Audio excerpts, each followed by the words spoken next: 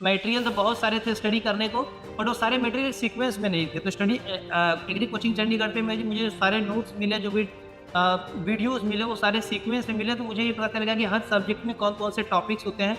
अब उन टॉपिक्स को मैं आपसे भी पढ़ता था, उन टॉपिक्स के पास मेरे पास भी कुछ मैटर थे, मैंने कुछ स्पेसिफिक बुक्स भी रखी थी हर सब्जेक्ट के लिए, तो मैं इनको भी पढ़ता था। तो उससे मुझे बहुत फ़ायदा हुआ है। And I would just say that agree coaching Chandigarh is the best platform for agriculture in India till present. And in future we don't know that which are the universities, which are the coaching centers are going to come, but at present agri coaching is the best. Hello and welcome everyone. My name is Deepak Wadhwa and आज हम हैं उन candidate के साथ जिन्होंने UP CATET PG exam के अंदर rank 1 secure किया है। रैंक 1 यानी कि जितने भी पीजी के अंदर कैंडिडेट अपीयर हुए होंगे अलग अलग कॉलेजेस के लिए, कुछ 900 प्लस सीट्स के लिए, उसमें से जो पवन जी हैं इनका रैंक 1 है। सो स्टार्ट करने से पहले Pawan ji, I would like to congratulate you for securing first rank and please हमारे बच्चों को अपने बारे में बताइए, आपका इंट्रोडक्शन दीजिए। मेरा नाम पवन मिश्रा है, मैं सबसिटी वाराणसी का रहने वाला हूँ। And I am pursuing my BSc agriculture degree from Kashi Vidyapith University, affiliated college Kalika Dham PG college, Sevapuri, Varanasi. And still I am in 8th semester. Now my semester has not been yet completed, but I have prepared it for from the 7th semester now. And thank you ACC for the best platform of agriculture, because I have taken a subscription and that helps me a lot. I was having a lot of matter for my studies, but all the matters which was given by ACC were in sequences for each subject, and which helped me a lot in the exam, in the CUT as well as in the UP category exam. Thank you very much. Okay, one more thing I would like to add in the list. As I said, Pawan has secured AIR1 or say rank 1 in UP category exam, but along with this, Pawan has qualified another exam as well. Pawan, I would like to ask from you only. I have cracked the CUT PG, and I got selected in BHU also for genetics and plant breeding, which was my favorite subject from agriculture only. And basically yesterday I also got selected in Delhi University for biochemistry, MSc in biochemistry and MSc in genetics. But unfortunately I am not able to take more than one seat, so I am selecting BHU as my dream university. That's really great. Wonderful. Yeah, you qualified 3 exams in sequence and right now you're in 8th semester. Pawan, for better understanding, now I would request you to shift to Hindi language, क्योंकि बहुत सारे बच्चे होंगे जिनको थोड़ा English में दिक्कत आएगी, बट मैं उन बच्चों को बोलना चाहूंगा, आप ही के जैसा बच्चा है, ये देखो आपके ही सामने है, हिंदी में मैंने शुरू किया बट बच्चा इंग्लिश बोल रहा है। ऐसा नहीं कि पूरा इंग्लिश बोल रहा है, जितना बोल सको बोलो, मतलब एफर्ट्स लगाने में कहीं कमी नहीं छोड़ रहा। और यही एफर्ट्स का रिजल्ट है कि BHU एग्जाम भी क्वालिफाई किया, दिल्ली यूनिवर्सिटी भी क्वालिफाई किया, यूपी कैटेट सिर्फ क्वालिफाई नहीं किया, रैंक 1 सिक्योर किया। ओके पवन जी, स्ट्रेटजी क्या रही आपकी इस एग्जाम और BHU का जो आपने CUT बताया उस एग्जाम क्वालिफाई करने के पीछे, ओवरऑल आपने कैसे प्रिपेयर किया? सर बेसिकली मेरा जो स्ट्रेटजी था for agriculture, that I knew that बहुत ही वाइड सिलेबस होता है एग्रीकल्चर के अंदर, बहुत सारे सब्जेक्ट्स होते हैं। तो बेसिकली मेरा फोकस था कि what ever I have studies in graduation, मैंने ग्रेजुएशन में जो भी पढ़ा है उन सारी चीज़ों को मैं पहले रिविजन करूँ। इसके बाद मैंने आपके प्लेटफॉर्म को ज्वाइन किया, जहाँ पर मुझे सारे सीक्वेंसेस में एक हर सब्जेक्ट का एक सीक्वेंस मिला।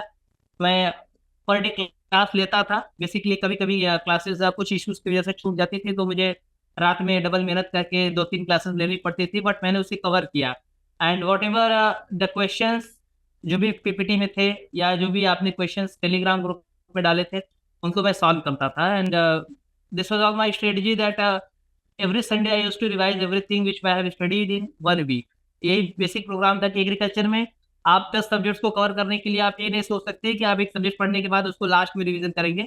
तो मैं जो भी पढ़ता था उसको लगातार रिवीजन करते हुए चलता था, जिससे लास्ट मोमेंट पे मुझे ये था कि 1-2 सब्जेक्ट छूटते थे तो मैं उनको रिवीजन करता था।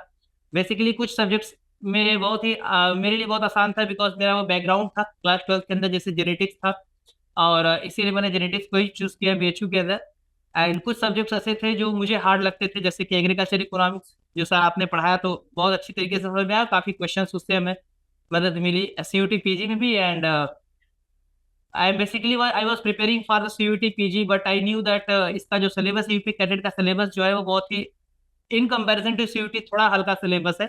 इसकी वजह से मैंने इसको भी दिया था कि एज अ बैकअप के तौर पे कि अगर मेरा सेंट्रल यूनिवर्सिटी में ना होता है तो मैं इन चारों यूनिवर्सिटीज़ में से किसी स्टेट यूनिवर्सिटी में एडमिशन ले सकूँ, because I at any cost I do not want to take any kind of drop after class 12th. I also did not take drop, and after that, so for the UP cadet I did not prepare so well, but simply I revise everything which I have studied in CUT PG, and I give exam. 1 घंटे 45 minute के आसपास मैंने paper को solve किया था, and around 180 questions मैंने solve किए थे, जिसमें आई वाज श्योर दैट 168 और 170 question will be correct. First. Wonderful wonderful. Okay, एक छोटा सा क्वेश्चन और पूछना चाहूंगा. आपने बोला on Sunday you was revising everything. Apart from Sunday, एक ऑन एन एवरेज आपका, बिकॉज आप 7th और 8th सेमेस्टर से स्टडी कर रहे हैं, तो बहुत सारे बच्चों के लिए होता है कि सर बीएससी चल रही है, तैयारी कैसे करूं. सो आपका डेली स्केड्यूल क्या होता था, मॉर्निंग टू लेट नाइट, कैसे कैसे क्या करते थे आप? बेसिकली सर, मैं 4 बजे या 3 से 3:30-4 बजे के बीच में उठता था, और मैं सबसे पहले मैं यही काम करता था कि जो सब्जेक्ट मुझे थोड़ा सा भी हार्ड लगता था मैं उसको पहले 6 बजे तक, सुबह 6-7 बजे तक रिवीजन करता था. इसके बाद फिर अपना जो डेली शेड्यूल था उसको करता था. फिर कॉलेज जाते थे 10 बजे, 9 बजे 10 बजे कॉलेज, फिर वहाँ से रिटर्निंग होती थी 1-2 बजे के बाद. फिर बेसिकली जो भी टाइम बचता था उसको मैं यूटिलाइज करता था कि मैं पढूं. And the most important thing मेरे लिए जो था कि I tried my best level to crack CUT, because I knew that there was no option for me to take drop otherwise. इसके अलावा मेरे पास कोई ऑप्शन नहीं था, क्या तो मुझे ड्रॉप लेना है तो मुझे बैठना है. इसलिए मैंने ड्रॉप में लेने के लिए मैं CUT ट्राई करना ही था. मैं 7th सेमेस्टर से इसमें लगा हुआ था, and my teachers also supported me very well. All the matters we get from the graduation, from the college, that helps me a lot.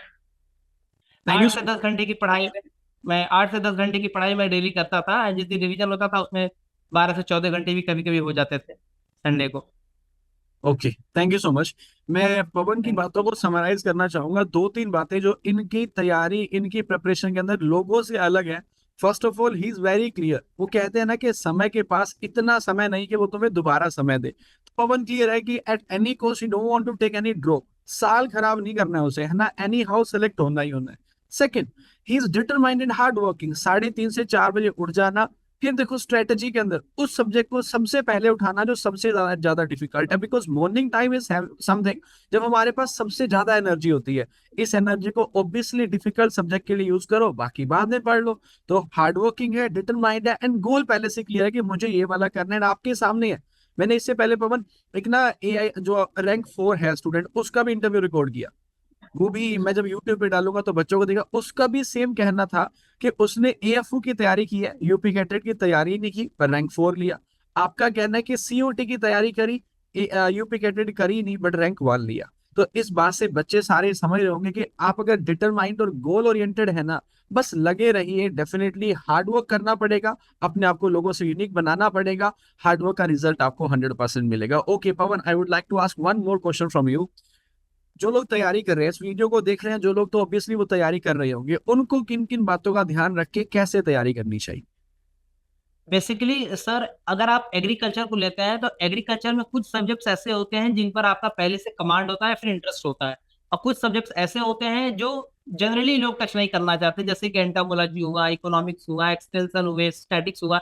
इन सारे सब्जेक्ट्स माइनर सब्जेक्ट्स माने जाते हैं, जनरली लोग इनमें सिलेक्शन देने लेना चाहते हैं, लेकिन जो सिलेक्शन होता है वही सारे सब्जेक्ट दिलवाते हैं. तो बेसिकली मेरा स्ट्रेटजी वही था कि जो सब्जेक्ट मुझे आता है, क्योंकि मेरा interest agronomy, horticulture, soil science, ये मेरे सब्जेक्ट्स मजबूत थे, इसमें कोई दिक्कत नहीं था. दिक्कत केवल एक्सटेंशन, इकोनॉमिक्स ये सब में थी. तो मैं उन्हीं सब्जेक्ट्स पे ज्यादा फोकस करता था, क्योंकि मुझे पता था कि अगर मुझे क्रैक करना है तो यही सारे मेरे सब्जेक्ट्स हैं जो मेरे rank दिलवाएंगे.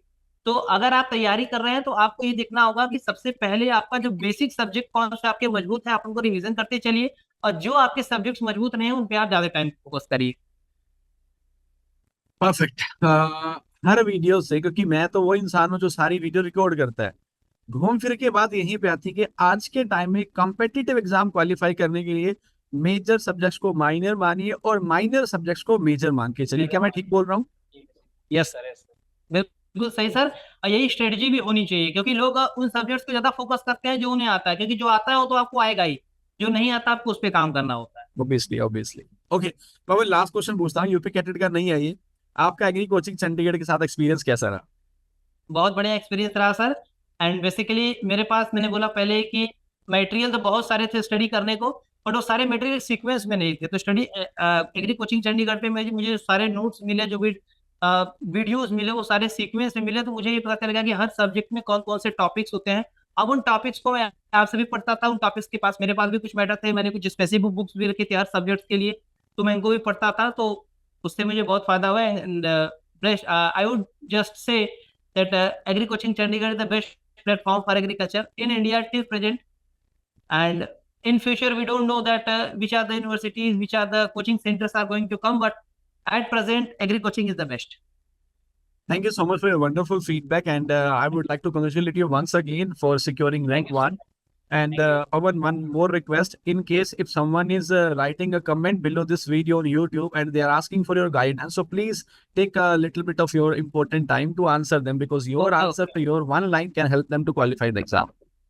Okay, sir. Okay, Pawan, thank you so much once again. Have a good day. Thank you. Hello and welcome everyone, my name is Deepak Wadhwa and आज हम यूपी कैटेट के लिए वीडियो रिकॉर्ड कर रहे हैं। यूपी कैटेट पीजी का जो एग्जाम हुआ उसके रिजल्ट्स में जो बच्चे टॉपर हैं मैं उनसे बातें कर रहा हूं, ताकि मैं आपको बता सकूं कि यूपी कैटेट एग्जाम क्वालिफाई करने के लिए आपकी जो रणनीति यानी कि स्ट्रेटजी है वो कैसी होनी चाहिए। तो चलते हैं हमारे कैंडिडेट के पास जिन्होंने यूपी कैटेट के अंदर रैंक 4, अपने आप में बड़ी बात है, रैंक 4 अचीव किया है। सो दुर्गेश जी, मैं स्टार्ट करूं उससे पहले I would like to congratulate you for securing 4th rank in UP CATET exam. Thank you sir. Durgesh, अपने बारे में कुछ बता दीजिए। Sir, my name is Durgesh Singh. I am from Fatehpur district of Uttar Pradesh. I have completed my graduation in 2024 फ्रॉम BUAT Banda. Okay, ठीक है। Yes sir. और आपने यूपी कैटेट में 4th रैंक सिक्योर किया है। मुझे आपसे सबसे मेन क्वेश्चन यही पूछना है कि ये 4th रैंक सिक्योर करने के लिए आपकी स्ट्रेटेजी क्या रही। मैं एक ही वीडियो के अंदर काफी सारे लोगों की वीडियो डालूंगा, वो इसीलिए ताकि हर किसी की स्ट्रेटेजी को बच्चा सुन के अपने हिसाब से अपनी स्ट्रेटेजी प्लान कर सके। तो रैंक 4 लेने के पीछे आपकी पूरी स्ट्रेटेजी और प्रिपरेशन क्या थी, प्लीज बताइए। सर 2020 में सर हम लोगों ने एडमिशन लिया। सर फर्स्ट ईयर तो हम लोग का कोरोना पीरियड में ही मतलब खराब हो गया था ऑनलाइन की वजह से। लेकिन सर सेकेंड ईयर और थर्ड ईयर पे कॉलेज में अच्छे से प्रॉपर क्लासेस चली, तो उनको अटेंड करने के बाद और मतलब ACC की क्लासेस और बुक्स को प्रिफर किया था मैंने सर पढ़ने के लिए। जी सर। ओके, तो आपने यूपी कैटेट के अंदर जो तैयारी करी उसमें किन किन सब्जेक्ट पे ज्यादा फोकस किया, किन पे कम फोकस किया? सर एग्रीकल्चर के जो नॉर्मल सब्जेक्ट्स होते हैं वो तो जो BSc करते हैं उन लोगों को अच्छा ही होता है, लेकिन जैसे स्टैटिक्स, प्लांट ब्रीडिंग, बायोटेक्नोलॉजी और GS, इसके सर 60 to 70 क्वेश्चन ऐसे होते हैं जो बहुत कम लोगों में तैयार होते हैं, तो इन पे मेनली फोकस किए थे। स्टैट का नाम लिया आपने, बायोटेक्नोलॉजी, और तीसरा क्या बोला आपने? GPB और GS। ओके, मतलब कि अगर यूपी कैटेगरी की तैयारी कर रहा है तो GS, GPB, स्टैट और बायोटेक्नोलॉजी फोकस कर ले तो सिलेक्शन के चांसेस बढ़ जाते हैं। यस सर, 60 to 70 क्वेश्चन ऐसे होते हैं जो मतलब नॉर्मली सब कोई नहीं कर पाते सर। आपके सिलेक्शन के अंदर किसने हेल्प किया और किस तरह से हेल्प किया? Classes, note, test series? मैं ये नहीं कह रहा कि आप धक्के से फीडबैक दीजिए, बट आपने जिस तरह से किया ना वो बताइए कि आपको किस चीज ने कितना बेनिफिट दिया। पहले क्लासेस, देन नोट्स, उसके बाद टेस्ट सीरीज। सर सबसे पहले तो सर कॉलेज में जो क्लासेस हुई, उसके बाद सर ACC की क्लासेस और नोट्स बुक्स मतलब सब चीज़ें मैंने प्रिपेयर की, और अदर्स कोई बुक जैसे ऑनलाइन होती या और जो इस टाइम चल रही है मार्केट में उनको मैंने किसी को नहीं पढ़ा, या ऑब्जेक्टिव कोई बुक, ऐसी कोई बुक मैंने नहीं पढ़ी। ओके, ऑब्जेक्टिव भी नहीं पढ़ी, कोई वन लाइनर भी नहीं पढ़े हैं, सिंगल सोर्स ACC को प्रेफर किया, क्लासेस ली, हमारी बुक्स पढ़ी। टेस्ट, क्या आपने टेस्ट भी अटेम्प्ट किए? अगर किए तो किस तरह से एनालाइज करते थे आप उसे? सर इस MSc के स्पेसिफिक टेस्ट मैंने नहीं अटेम्प्ट किए, बट AFO के टेस्ट जो थे वो अटेम्प्ट किए सर मैंने। ठीक है, तो मतलब आप पढ़ने में अच्छे हैं। आपने AFO के टेस्ट अटेम्प्ट करके भी यूपी कैटेट में 4th रैंक ले लिया है। जी यूपी कैटेट के पेपर का एक्सपीरियंस क्या था? मतलब मैं आपसे इसलिए पूछ रहा हूँ क्योंकि आपने AFO के टेस्ट दिए, तो दैट मींस आप AFO भी साथ साथ टारगेट कर रहे हैं, जो बहुत अच्छी बात है। जी सर। लेकिन जो बच्चा ओनली यूपी कैटेट टारगेट कर रहा है उसके लिए मुझे जानना है कि पेपर आपने अटेम्प्ट किया तो आपको क्या लगा। जैसे आपने शुरुआत में मुझे बताया कि बायोटेक पे, GPB पे, स्टैट पे, GS पे फोकस कर लिया जाए, तो बच्चा जो प्लान कर रहा है कि यूपी कैटेट क्वालिफाई करना, उससे कब से तैयारी शुरू कर देनी चाहिए और कितने महीने की तैयारी इस एग्जाम को क्वालिफाई करने के लिए सफिशिएंट? सर अगर हम पूरे 4 साल में अगर प्रॉपर क्लासेस करते रहें BSc की, तो सर कुछ खास मतलब अलग से हमको करने की जरूरत नहीं है, जितना मतलब मैंने खुद से अनुभव किया sir. Sir proper classes college की अगर हो जाए तो उतना काफ़ी है। और कॉलेज में कोरोना आ जाए तो? ये सर उसके लिए फिर अलग से कुछ करना पड़ेगा। अच्छा ठीक है, थैंक और यू। सर लास्ट में मल्टीपल चॉइस क्वेश्चन इनको कुछ प्रिपेयर करना टेस्ट जरूरी अटेम्प्ट करना, रिवीजन और टेस्ट तो है। यस बहुत सर। जरूरी है, वो तो हर हर यस बंदे सर। की स्ट्रेटेजी के अंदर रहता है, ये रिवीजन और टेस्ट ही हेल्प कर सकते हैं सबसे ज्यादा। जी sir. Okay Durgesh ji, thank you so much. एक लास्ट क्वेश्चन पूछना चाहूंगा, इररिलेवेंट जी है सर। वो आपकी स्ट्रेटेजी से, बट हाँ आप एग्री कोचिंग चंडीगढ़ में हैं, तो हमारे साथ आपका एक्सपीरियंस कैसा है? सर मुझे तो लगभग 1 साल हो गया एसीसी के साथ जुड़े हुए। बहुत अच्छा सर।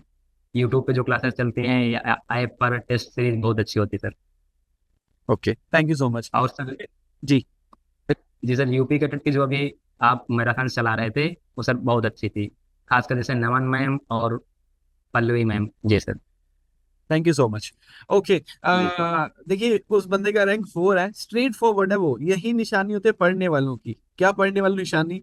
बस कुछ नहीं कह रहा, वो बंदा कह रहा है मैंने एएफओ की तैयारी करी है, वही बुक्स पढ़ी है, वही टेस्ट दिया है, पर फिर भी यूपी कैटेट ने 4th रैंक ले लिया। मैं ऐसा कहता भी हूँ कि एएफओ कोर्स ना हर एग्जाम का 80% कवर कर देता है, 100 तो नहीं कहता पर 80% कवर करता है।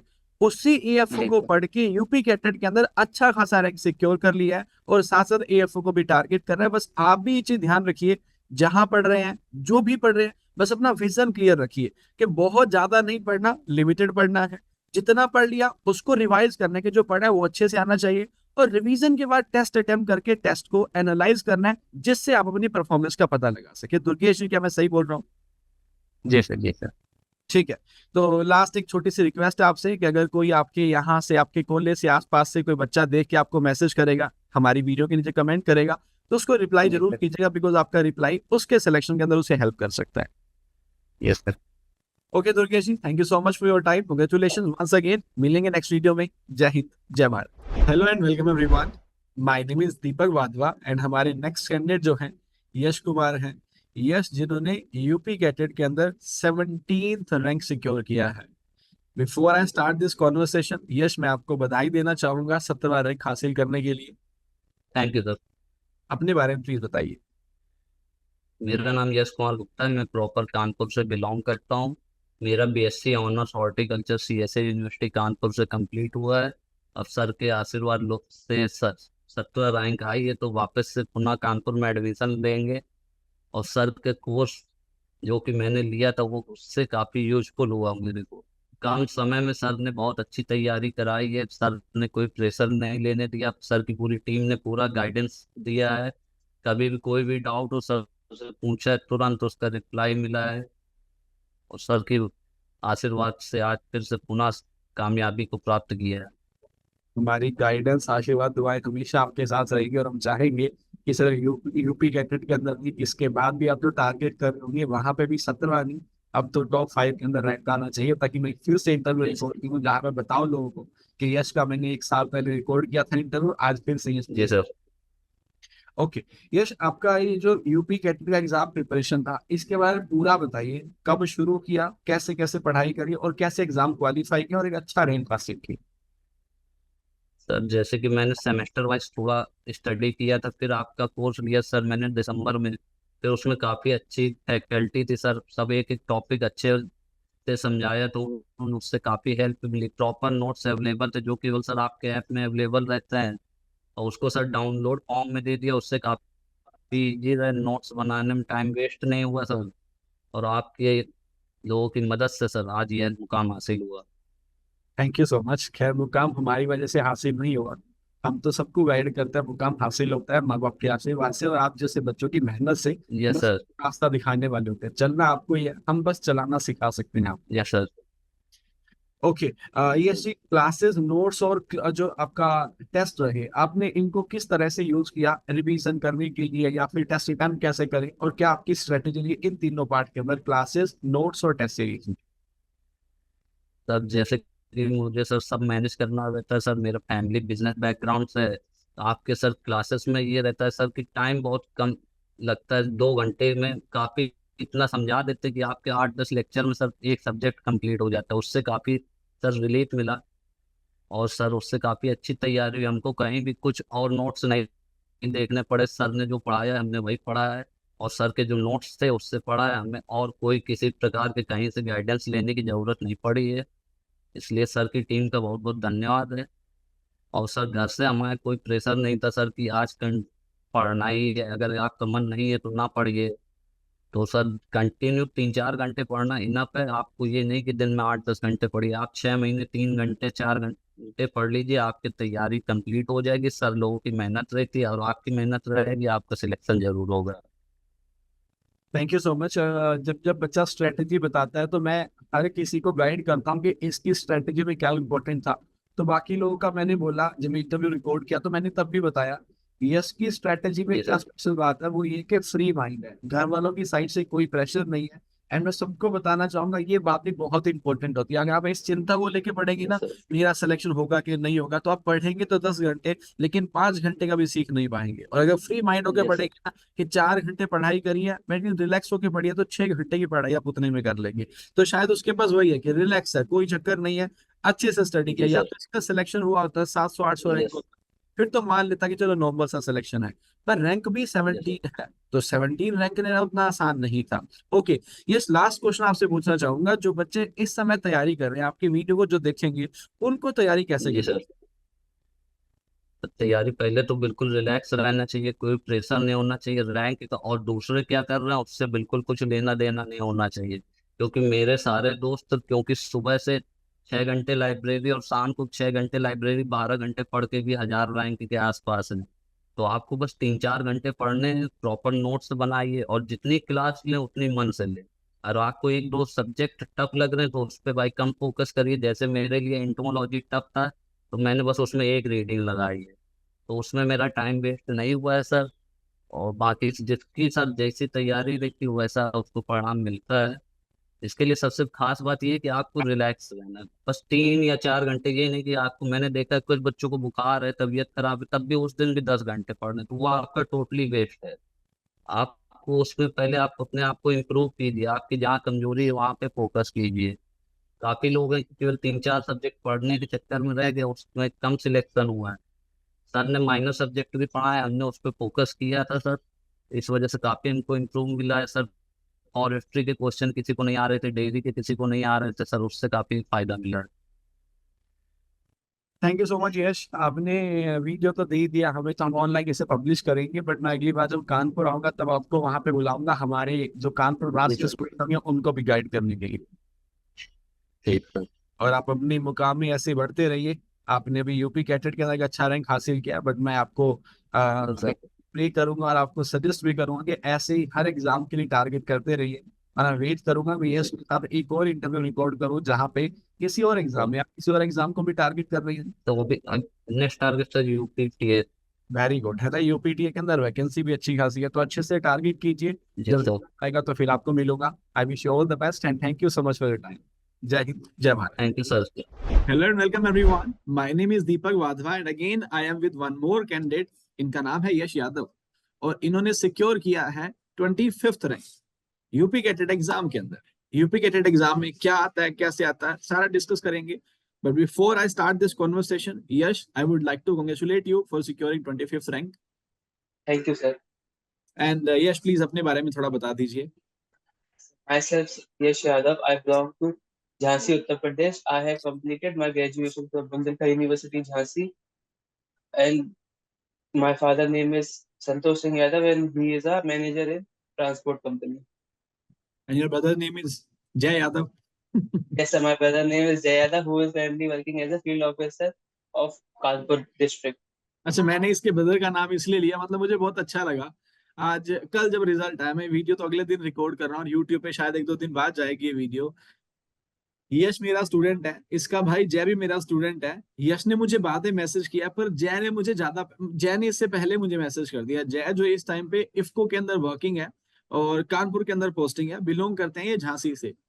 पहले उसका मैसेज आया, उसके बाद इसका मैसेज आया, और वो इसका भाई इसके लिए पहले से कंसर्न है कि उसको ये तैयारी करनी है, आगे ऐसे जाना है वैसे। मुझे बहुत अच्छा लगा। मुझे क्यों ये वाली बात अच्छी लगी, बच्चा अगर 25th रैंक ले रहा है तो लॉजिकल सी बात है, मेहनत तो बच्चे की ही है, पर उसके साथ साथ गाइडेंस भी है। फिर चाहे वो घर वालों का फाइनेंशियल सपोर्ट हो या फिर ब्रदर का मोरल सपोर्ट या फिर गाइडेंस उसने दी हो, तो बड़ा अच्छा लगा कि बड़ा भाई सेटल है, तो छोटे भाई के लिए भी हाथ पैर मारना चाह रहा है कि भाई भी सेटल हो जाए।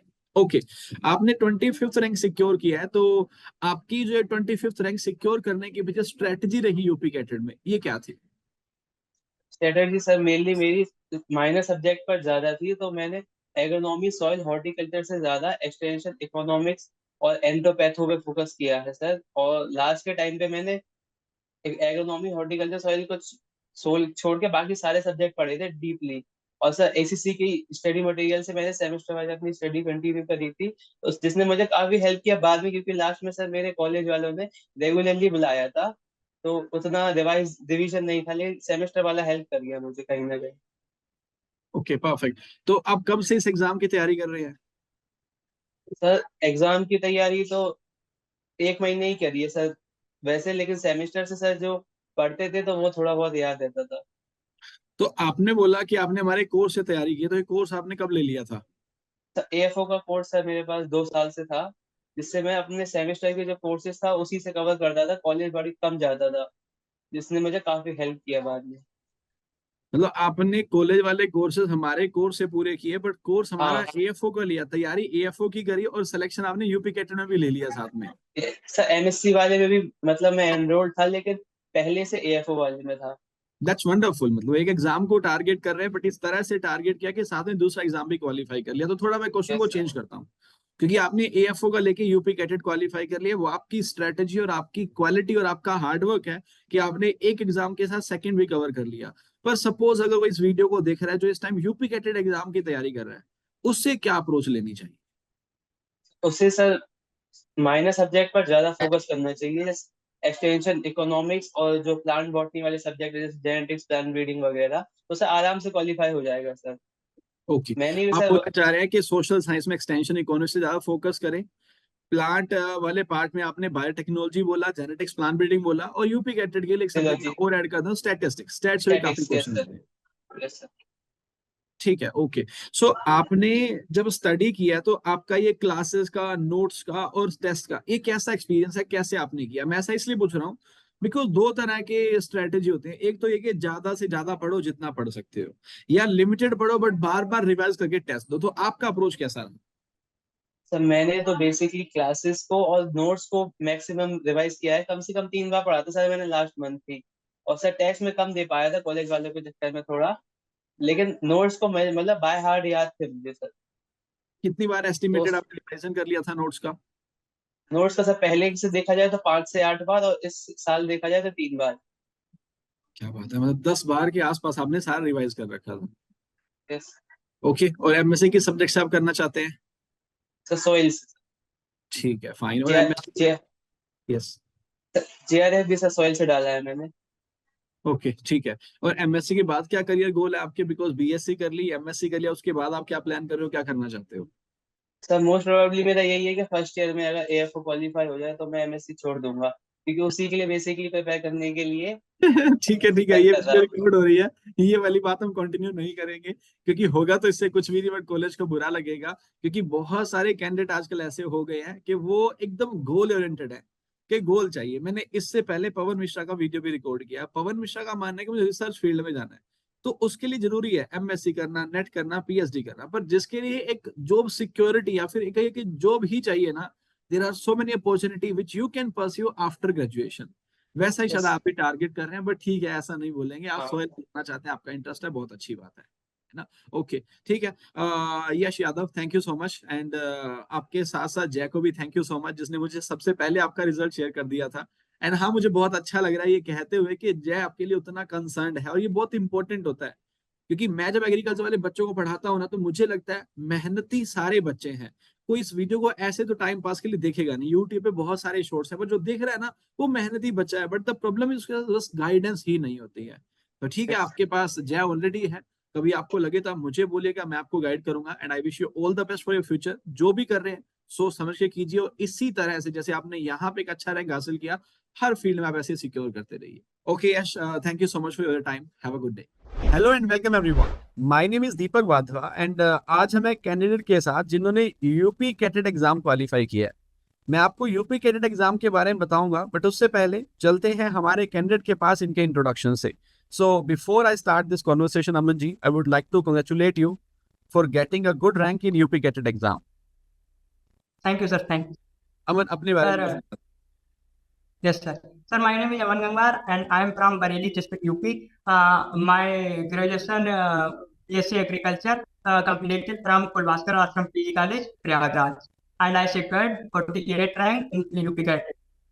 ओके, अमन ने यूपी कैटेट ने 48 रैंक सिक्योर किया है। जो लोग नहीं जानते यूपी कैटेट एग्जाम क्या होता है तो मैं आपको बता दूं, यूपी कैटेट जो एग्जाम है, यूपी कैटेट पीजी, वो बीएससी के बाद एमएससी में एंट्रेंस के लिए या फिर एमएससी करने के लिए एंट्रेंस एग्जामिनेशन है, जिसमें 200 क्वेश्चन आते हैं, 3 घंटे आपको मिलते हैं, नेगेटिव मार्किंग इसके अंदर होती है, और ये मान के चलिए मोटा मोटा अगर आप 100 से 120 नंबर ले लेते हैं तो आपका सिलेक्शन इस एग्जाम में हो जाता है। अमन, क्या आप मुझे इस एग्जाम पैटर्न के बारे में बताएंगे, इस 200 क्वेश्चंस में क्या क्या आता है? सर, इस 200 क्वेश्चन में अगर 25 नंबर की जीके हटा दें तो पूरा सिलेबस जो 175 क्वेश्चन बनते हैं वो एग्रीकल्चर के ही होते हैं, जिसमें agronomy, horticulture, soil science, GPB, patho, forestry, लगभग सब सब्जेक्ट होते हैं जो ग्रेजुएशन में वैसे एग्रीकल्चर में पढ़े जाते हैं, जो पढ़ाए जाते हैं। और इन्हीं से 175 क्वेश्चन और 25 क्वेश्चन जो होते हैं वो जीके के रहते हैं, जीके सिंपल जीके के, और 2-4 क्वेश्चन करंट। ओके, आपने बोला 175 एग्रीकल्चर के और 25 आपने बोला जीके के। यस ठीक है। सर। इन 175 में से आपने कुछ नाम लिए, एग्रोनॉमी, सॉइल, पैथो, एंड्रो, ये तो जनरल सब्जेक्ट है, मेजर सब्जेक्ट है, सारे बच्चे पढ़ते हैं। क्या इसमें कोई Yes, sir. माइनर सब्जेक्ट की वेटेज ज्यादा होती है जिसपे बच्चे को ज्यादा ध्यान देना चाहिए? Sir, yes sir. सर, जैसे पैथो और इंटमो, ये फॉरेस्ट्री के 11 क्वेश्चन होते हैं, स्टेट के 15 क्वेश्चन होते हैं, बायोटेक के 15 क्वेश्चन होते हैं, और इंटमो के 15 होते हैं, बायोकेमिस्ट्री के 10 क्वेश्चन होते हैं, और सिर्फ माइनर सब्जेक्ट में और अच्छा वेटेज देते हैं। जैसे सोयल साइंस बड़ा सब्जेक्ट है लेकिन 9 क्वेश्चन आते हैं। एग्रोनॉमी और मेट्रोलॉजी इतना बड़ा सब्जेक्ट है, सिर्फ 15 क्वेश्चन आते हैं। तो उस हिसाब से फॉरेस्ट्री और बायोटेक क्वेश्चन, स्टेट के क्वेश्चन अच्छे आते हैं, माइनर सब्जेक्ट का उसका सिलेबस होते भी ज्यादा क्वेश्चन। मतलब आपकी कहने का मतलब ये है कि माइनर पे अगर ज्यादा फोकस किया जाए तो सिलेक्शन के चांसेस बढ़ जाएंगे। यस सर, माइनर सिलेक्शन करा दे। तो आपने माइनर से सिलेक्शन लिया, 48 रैंक आपने लिया, तो प्लीज जरा खुल के बताइए आपने इस एग्जाम की तैयारी कैसे शुरू करी, कैसे कैसे करी, और तैयारी इस तरीके से बताइएगा ताकि जो बच्चे इस वीडियो को देख रहे हैं उनको यूपी कैटेट एग्जाम क्वालिफाई करने में हेल्प मिले। जी सर। सर, इसकी कोचिंग लगभग हमने 7 से 8 महीने पहले ही स्टार्ट की थी, और इसमें पहले जब 7 से 8 महीने स्टार्ट की थी तो मेजर सब्जेक्ट तो लगभग एग्रोनॉमी, हॉर्टिकल्चर, सॉइल साइंस, जीपीवी, ये तो सब पढ़ देते हैं। तो उस टाइम बस ये पढ़ते रहे, और तो उस टाइम 4 घंटे ही पढ़ाई करते थे। इसके बाद जैसे जैसे एग्जाम पास आया और टाइम बढ़ाते गए पढ़ाई का, और इसके बाद जो माइनर सब्जेक्ट थे, जब कम टाइम बचा तो माइनर पे ज्यादा फोकस किया, और माइनर में हमने अच्छा स्कोर किया। माइनर ही क्वेश्चन फोकस किया, माइनर ही किया, तो कहीं ना कहीं माइनर सब्जेक्ट सिलेक्शन करा देते हैं। और सर, स्ट्रेटजी यही है कि सिलेक्टिव पढ़ो, कम पढ़ो, और रिवीजन रिवीजन रिवीजन, ये एक ही फॉर्मूला पे काम किया सर, रिवीजन रिवीजन, तो उससे वो कहीं ना कहीं फायदेमंद है। ठीक है, मतलब ये कि ज्यादा कंटेंट पे फोकस नहीं करूं, जो भी पढ़ रहा हूं बस उसे अच्छे तरीके से पढूं।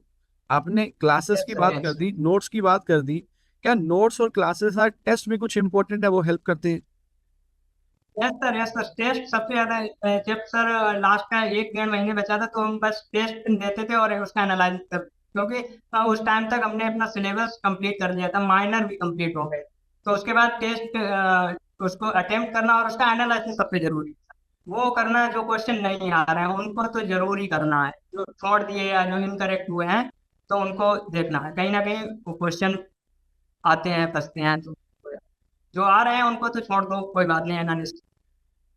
ठीक है, मतलब ये कि क्लासेस हम जब लेते हैं उसके बाद नोट्स से जब पढ़ते हैं तो टेस्ट जरूरी है, बिकॉज हमें नोट्स पढ़ने का ऐसा लगता है कि सब कुछ आ गया, पर जब टेस्ट देते हैं तो Yes, sir. समझ आता है काफी ऐसी चीजें जो शायद नहीं आ रही है, अब हमें फिर से पढ़ना पड़ेगा उसे, और उसी कारण से मैंने रिवीजन करते हैं। ओके, जो बच्चे इस साल यूपी कैटेट देने वाले हैं, आपने अपनी स्ट्रेटेजी बताई, उसको फॉलो किया जा सकता है। जो बच्चे इस साल तैयारी करने वाले हैं, आपका क्या मानना है, उनको कैसे तैयारी करनी चाहिए?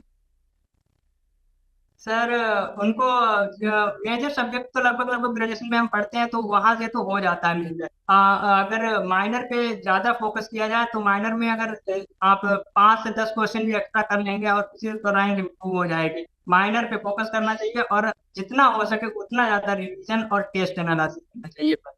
सर। और लिमिटेड पढ़ना चाहिए, ज़्यादा ये भी पढ़ लिया वो भी पढ़ लिया, इतनी सारी बुकें हैं, ये सब नहीं, बस लिमिटेड पढ़ें और टेस्ट एनालिसिस करें बस सर, और ज़्यादा हाँ ठीक है। मैं एक छोटी सी बात यहाँ पे ऐड करना चाहूंगा, पूछूंगा अमन से, जबकि जानता मैं भी उस बात को, बट अमन से पूछूंगा इसीलिए क्योंकि बच्चा जो इस टाइम वीडियो को देख रहा होगा उससे पता है कि जिस बच्चे ने एग्जाम क्वालिफाई किया है उसको पता है क्या पढ़ना है क्या नहीं। अब मैंने एक छोटा सा एग्जाम्पल, एक छोटा सा क्वेश्चन आपसे पूछता हूँ। कभी कभी क्या होता है, हम लोग जब कुछ बच्चे हमसे पूछ रहे होते हैं, मैं मेरी बात तो नहीं कर रहा, मैं तो कभी नहीं बोलता, पर कभी कभी क्या होता है जब लोगों ने किसी से पूछा कि एग्रोनॉमी के लिए क्या पढ़े, तो वो बोलते थे रेड्डी एंड रेड्डी की बुक पढ़ लो जी। सॉयल साइंस के लिए क्या पढ़े, इतनी मोटी बुक। मुझे भी याद है DK दास, मैंने भी ग्रेजुएशन के अंदर देखी है पर पढ़ा कभी नहीं पाया था, है ना, इवन अब तक नहीं पढ़ पाया उसे। तो बहुत बार ना टीचर सजेस्ट कर देते हैं कि सॉयल के लिए DK दास को पढ़ लो या एग्रोनॉमी के रेड्डी एंड रेड्डी पढ़ लो। क्या लगता है ये जो यूपी कैटेड है या फिर MSc एंट्रेंस एग्जाम है, ऐसे एग्जाम क्वालिफाई करेंगे, इन बुक्स के पीछे जाना चाहिए? नहीं नहीं सर, ऐसी तो बुक हमने जैसे जीपीवी के लिए हो गया, ये सोहेल सर के लिए DK दास हो गया, ये एमएससी एंट्रेंस के लिए हमें नहीं लगता है कि पढ़ना चाहिए, क्योंकि 8 से 10 क्वेश्चन आते हैं जिसमें 2-4 तो सिंपल रहते हैं, इतनी मोटी बुक होती है वो। तो रेड्डी रेड्डी उसमें बहुत टाइम और कॉन्सेप्ट इतने अच्छे से क्लियर होंगे नहीं, हाई लेवल बुक है। तो एमएससी के लिए नहीं लगता है कि इतने सब की जरूरत है मोटी बुकों की, और उतना पढ़ भी नहीं पाएंगे जहाँ तक है। और पैसे ज्यादा करते हैं उन लोग के लिए है, वो हाई लेवल बुक है वो तो सर हमने तो नहीं पढ़ी थी, हमने तो बस सिलेक्टिव शॉर्ट होता नोट्स पढ़े थे हम, खुद के बनाए, और आपके कोचिंग के जो थे समराइज नोट्स बाद में वही वही हमने थैंक यू सो मच। मैंने अमन से ये वाली बात इसलिए पूछी बिकॉज बहुत बार हम लोग क्या करते हैं ना कि वो कहते हैं ना कि दशा से दिशा ज्यादा इंपॉर्टेंट होती है। तो मेहनत तो हर बच्चा करता है, ऐसा नहीं कि जिसने फॉर्म भरा होगा उसने मेहनत ही, मेहनत हर किसी ने करी, पर मेहनत करने का तरीका क्या रहा वो ज्यादा इंपॉर्टेंट होता है। आपने अमन के मुंह से ही सुना कि हमें स्टडी नहीं करनी है, स्टडी तो पूरी दुनिया कर रही है, हमें सेलेक्टिव स्टडी करनी है, रिवीजन करना है, और उसके साथ साथ क्या करना है, हमें टेस्ट पे फोकस करना है। टेस्ट अटेम्प्ट नहीं करना, अटेम्प्ट के साथ साथ एनालिसिस करना है कि मैं कहाँ पे कमजोर हूँ, मुझे किन पार्ट पे ध्यान देना चाहिए, और एग्जाम क्वालिफाई करना है। तो मेजर तो लगभग सारे बच्चे पढ़ लेते हैं, माइनर पे हमें ज्यादा फोकस करना है। अब मैं लास्ट क्वेश्चन पूछना चाहूंगा आपसे, एग्री कोचिंग चंडीगढ़ के साथ आपका एक्सपीरियंस, जो जेन्युइन एक्सपीरियंस रहा, प्लीज बताइए कैसा आपने हमारे साथ एक्सपीरियंस किया। सर एग्रीकल्चर एसीसी के साथ बहुत अच्छा एक्सपीरियंस रहा सर, जब से कोचिंग ज्वाइन किए हैं इतने अच्छे से। जीपीवी सर, जीपीवी से बहुत डर लगता था, जीपीवी एक और तो सब्जेक्ट सही थे, जीपीवी से बहुत डर लगता था, लेकिन अब फेवरेट सब्जेक्ट है, बहुत अच्छे से कॉन्सेप्ट MSc किस सब्जेक्ट से करना चाहते हो? जीपीवी अगर सर मिलेगी तो से करेंगे जी, क्या बात है, देखिए ये जेन्युइन एक्सपीरियंस है ACC का, कि जीपीबी से बंदे को डर लगता था, लेकिन अब ACC में आने के बाद एक्सपीरियंस लेने के बाद MSc ही बंदा GPP से करना चाहता है। जी सर। और सर कॉन्सेप्ट बहुत अच्छे से क्लियर होते हैं, कहीं पे ऐसा होता है एग्रीकल्चर में कहीं ना कहीं डाउट हो जाता है कि इसका क्वेश्चन आंसर ये होगा, इसका वो होगा, तो वो क्लास अगर आप रेगुलर अटेंड कर रहे हैं तो वो बहुत जल्दी बहुत अच्छे वे में वो क्लियर हो जाता है, बहुत सिंपल तरीके से। तो बहुत अच्छा एक्सपीरियंस था sir. Okay Aman, thank you so much. एक छोटी सी बस रिक्वेस्ट है, मैं जब इस वीडियो को यूट्यूब पे पोस्ट करूंगा और नीचे कुछ बच्चे अगर गाइडेंस के लिए कुछ पूछ रहे होंगे तो प्लीज उनको रिप्लाई करिएगा, बिकॉज आप एक छोटा सा रिप्लाई किसी बच्चे के सिलेक्शन के अंदर हेल्प कर सकता है। Okay sir, okay, once again congratulations, मिलेंगे आपसे। थैंक जय हिंद, जय भारत। यू।